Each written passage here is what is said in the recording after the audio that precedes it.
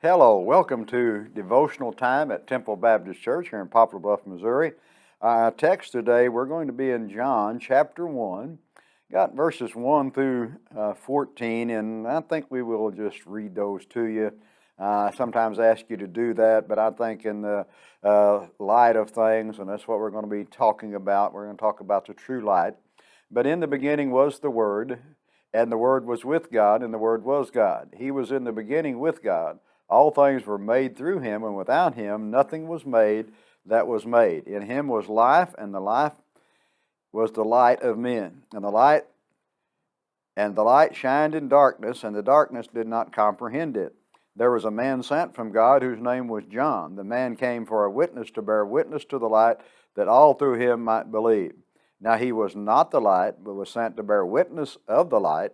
That was the true light, which giveth light to every man coming into the world. He was in the world, and the world was made through him, and the world did not know him. He came unto his own, and his own did not receive him. But as many as received him, to them he gave the right to become children of God, to those who believe in his name, who were born not of blood, nor of the will of the flesh, nor of the will of man, but of God.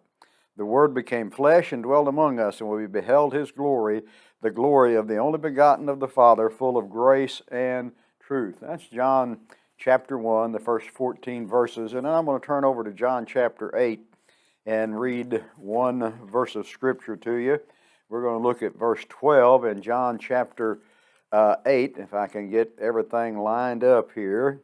Yes, John chapter 8, verse 12. Then Jesus spoke to them again, saying, I am the light of the world. He who follows me shall not walk in darkness, but have the light of life.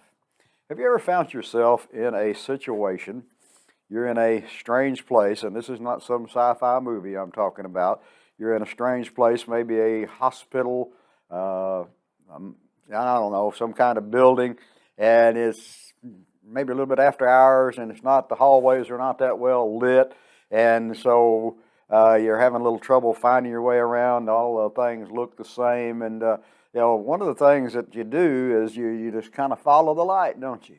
If the light is shining outside a little bit, you kind of do that, and all the hallways sometimes look the same and all of that, but what we're looking at here today, Jesus invites confused, lost unbelievers to follow him out of spiritual darkness.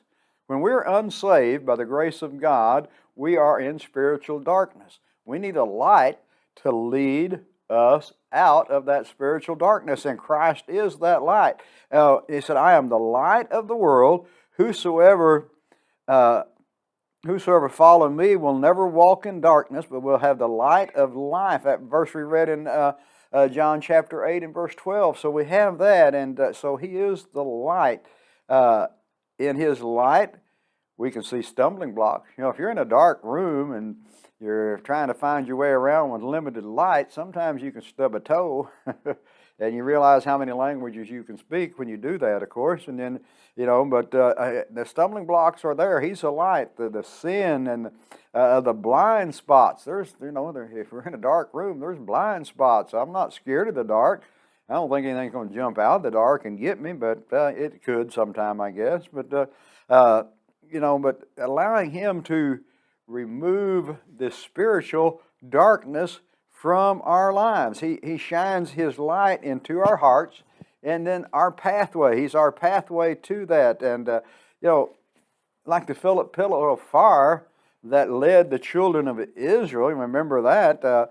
He did that. He allowed did that and led Israel through the wilderness. Christ brings light, us God's presence, protection, and guidance. The true light. Jesus is the true light. As John explains here, I believe he's explaining to it, Jesus is the true light. In John chapter 1 and verse 9, as we were reading there today, that was the true light which giveth light to every man coming into the world. Jesus gives that light. It's there. and the darkness has not overcome, and the light shines in darkness, and the darkness did not comprehend it.